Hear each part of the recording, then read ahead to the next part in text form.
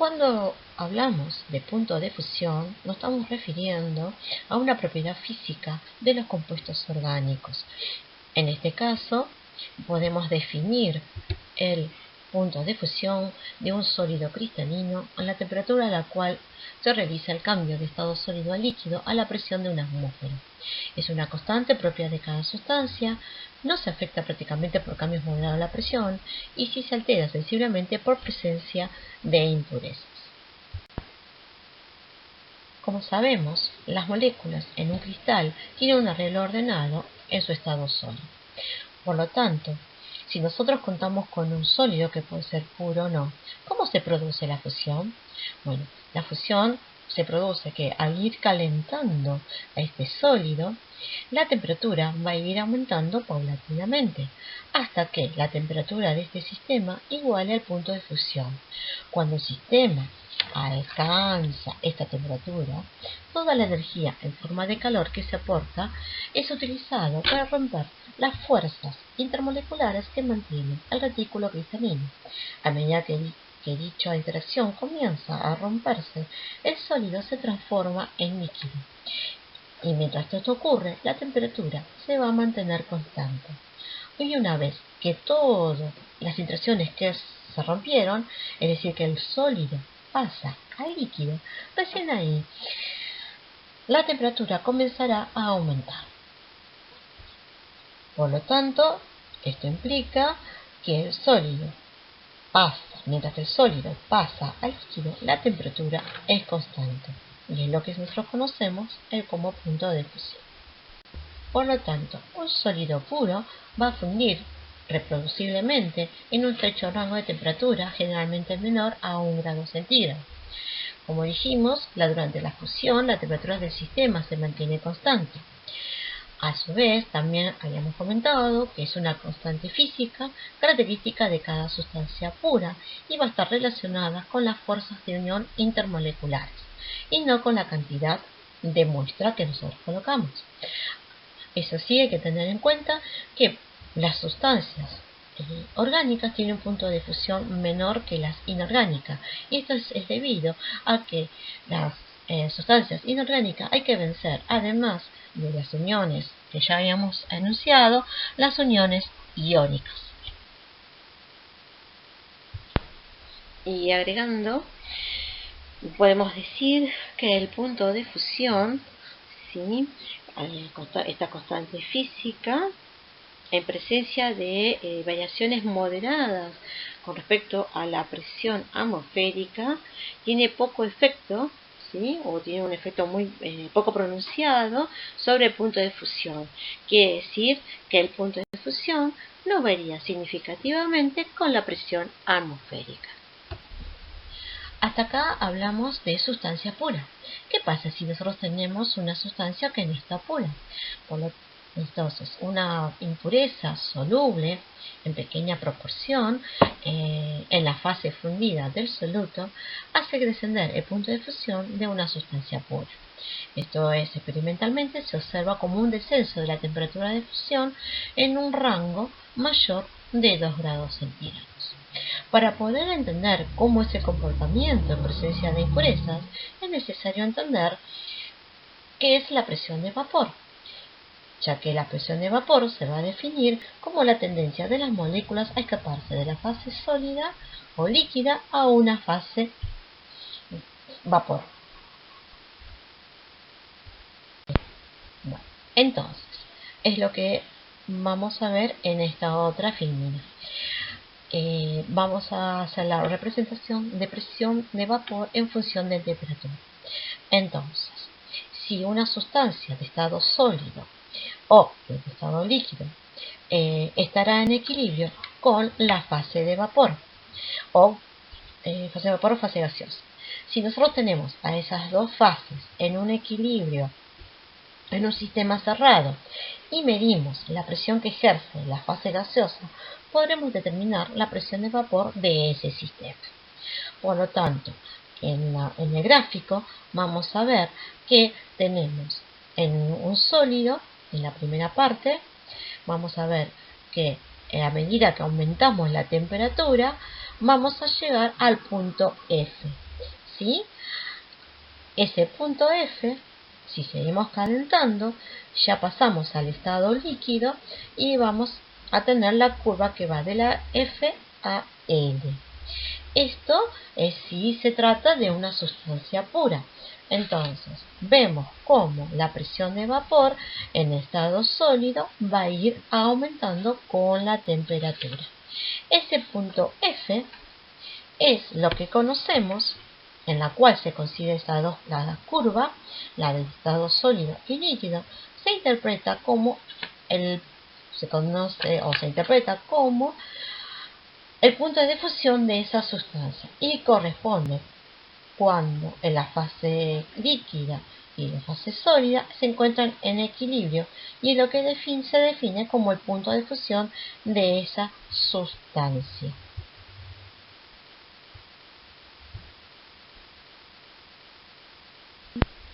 Entonces, si nosotros estamos en presencia de una pequeña cantidad de una impureza que es soluble en el líquido fundido de mi muestra, entonces cuando los primeros cristales de mi muestra comienzan a fundir, lo que va a estar en equilibrio no va a ser mi muestra sólido en equilibrio con su líquido, sino que a su vez en el líquido va a estar empezando a fundirse o a disolverse, la impureza.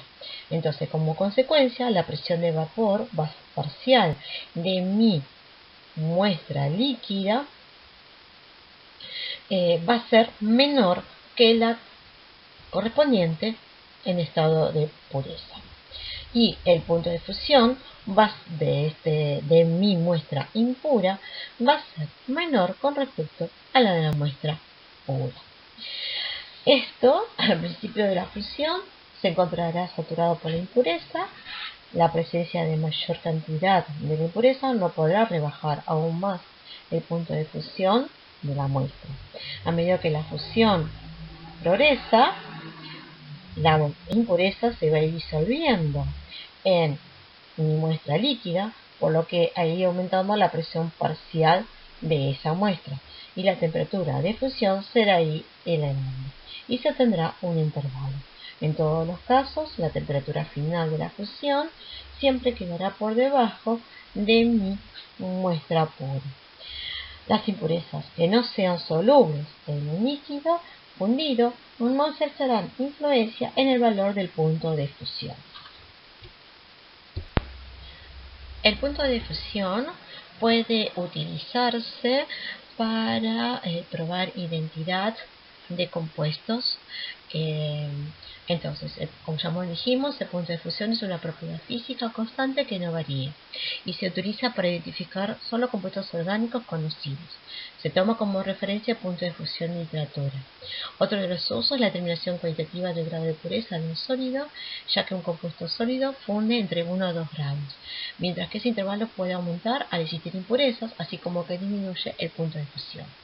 Otro uso es la caracterización de un sólido, ya que si el compuesto es de síntesis o hilamiento y no está descrito, el punto de fusión se registra para permitir su caracterización futura. Si el compuesto es conocido, el punto de fusión ayudará a caracterizar. Y pasemos a la otra filmina. Bueno, y en esta filmina lo que vamos a ver es cómo se realiza un punto de fusión mezcla, que se utiliza también como para identificar o hacer frente a un testigo, teniendo un sólido. Por ejemplo, en este caso tenemos un sólido X, que podría ser el ácido benzoico, y contamos un testigo Y del mismo. Registramos el punto de fusión mezcla. Se combina en partes iguales y se determina su punto de fusión. Si tanto el ácido benzoico como el testigo que nosotros optamos se tratan del mismo compuesto, el punto de fusión va a ser idéntico. O sea, no va a haber variación con respecto a una literatura. Mientras que si son diferentes a la literatura, vamos a ver un punto de fusión que desciende, ya que el testigo Y va a actuar como impureza y vamos a ver una variación del rango de fusión. Por lo tanto, el punto de fusión mezcla se usa como criterio de identificación y, como regla general, una sustancia pura funde en un intervalo de fusión de 0,5 a 1 grado centígrado. Bueno, ahora vamos a ver cómo se hace la determinación experimental del punto de fusión. Para ello vamos a contar con un capilar de vidrio al cual vamos a cerrar uno de sus extremos con la ayuda de una llama. Fíjense que lo que vamos a usar es la parte media de la llama, lo que es más azul, y para ello vamos a ir girando este capilar, vamos a ir rotándolo para que formar en la puntita del mismo una bolita, y eso ya sí verificamos que tenemos cerrado dicho capilar. Como segundo paso vamos a tener un soporte, en este caso una cápsula de vidrio, en la cual tenemos pulverizado nuestra muestra a la cual vamos a hacer su determinación, y vamos a invertir, ¿sí? O sea, del lado que tenemos abierto el capilar vamos a ir presionando el capilar contra la muestra, dejando que una cantidad pequeña de la misma vaya penetrando en él. Invertimos el capilar y lo golpeamos repetidamente, suavemente, por el extremo cerrado contra una superficie dura. Y así vamos a observar que el sólido comienza a descender a lo largo del capilar. Se continúa esta operación hasta que tengamos la muestra alcance o el extremo cerrado del capilar. Esto se va a hacer varias veces sucesivamente hasta obtener de 1 a 2 milímetros de muestra finalmente depositada en el fondo del capilar. Bueno, vamos a pasar a la próxima filmina. En esta imagen vamos a ver 3 capilares cómo fueron cargados, ¿sí? Fíjense en que se ven bien las bolitas que yo les decía, entonces se cierran bien los capilares, que con eso sellamos bien el capilar. Entonces, vamos a ver 3 capilares cómo están completamente cerrados y en la cual hemos introducido la muestra.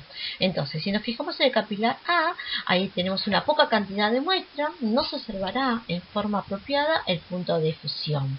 Mientras que la B, la cantidad de muestra es correcta, cerca del límite superior y está bien compactada. Y la C, hay demasiada cantidad de muestra, por lo tanto, el rango de fusión, del punto de fusión, resultará muy amplio. Una vez que ya tenemos el capilar cerrado, y me había olvidado que si en el caso que nosotros tenemos algún compuesto que sabemos que subliman, también tenemos que cerrar el otro extremo libre del capilar. Bueno, en esta otra imagen vamos a ver los distintos baños que se usan para hacer la determinación experimental del punto de fusión. Tenemos uno de vaso precipitado, matraz de Heldal, baño doble y el aparato de Thiel. ¿Sí? Nosotros en el trabajo práctico habitualmente usamos el método de Heldal o de Thiel, pero el de Heldal modificado, ¿sí? Que habitualmente lo conocemos como marcianito. Bueno, acá vemos los dos aparatos que posiblemente podemos tener en nuestro laboratorio de química orgánica. Entonces, ambos son determinaciones, vamos a determinar experimentalmente el punto de fusión y como verán en el primer dibujo que tenemos el aparato de Thiel, vemos que es un tubo que está acodadito, que tiene un rodadito y un termómetro. En ese termómetro podemos adosar nuestro capilar con una gomita con cuidado de no romperlo. ¿Sí? Se introduce en el baño y calentamos con un mechero. El calentamiento tiene que ser suave, no brusco, porque si no recalentamos demasiado el baño y por lo tanto el punto de fusión no se va a ver bien. Habitualmente más lo que usamos en el trabajo práctico es el aparato de Heldal modificado. Si ven, tienen como dos bracitos en la cual vamos a introducir el capilar con la muestra. También esto está todo con un soporte, lo tenemos. Tiene introducido un termómetro. Si se fijan, el capilar casi toca al termómetro, ¿sí? Y así nos aseguramos que estamos haciendo bien la medición. Vamos a ir también calentando, no se deja la llama fija, sino que se va a ir flameando este matraz modificado o este aparato modificado, ¿sí? Y vamos a ir observando cómo va transcurriendo, ¿sí?, la muestra con respecto al calor que le estamos brindando. Entonces, a medida que vemos que va fundiendo, vamos tomando la temperatura, ¿sí? Ya cuando fundió totalmente, también volvemos a ver la temperatura. Si la muestra es pura, el rango tiene que ser menor a 1 o 2 grados, dependiendo de la sensibilidad del termómetro que tenemos. Bueno,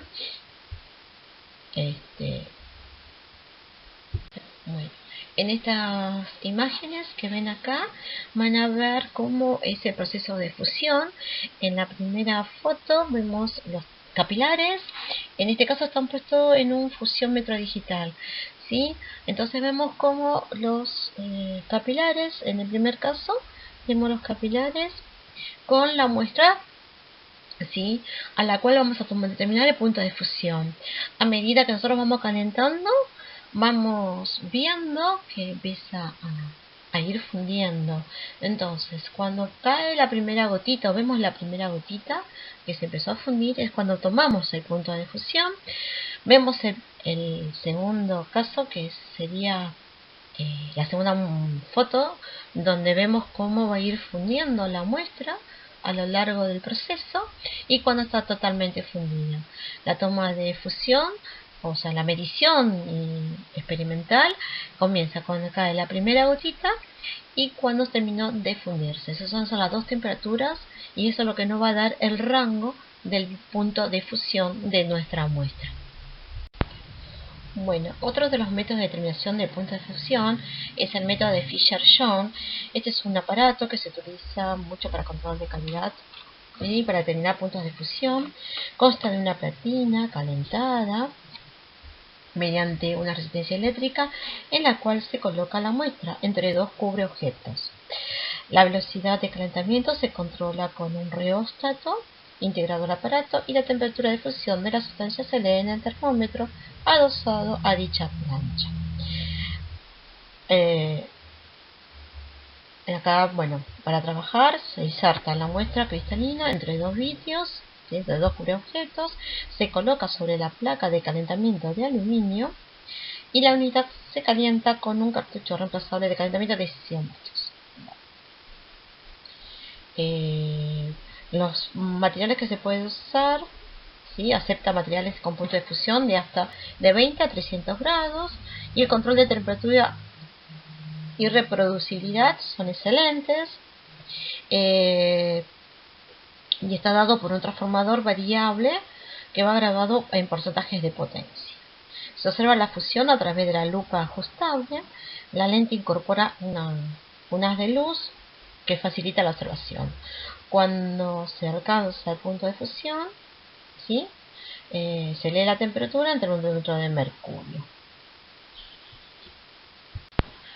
Bueno, y acá tenemos el otro aparato que tenemos en el laboratorio, es un fusiómetro digital. Bueno, como ven, tiene una cámara de temperatura con un brazo telescópico, abatible, un poco ajustable. Lo importante es que se puede tomar hasta 3 muestras a la vez, ¿sí? Y tiene un panel de control táctil, y tiene una precisión de 0,1 grados centígrados, ¿sí?, es la determinación. Así que es un método muy preciso.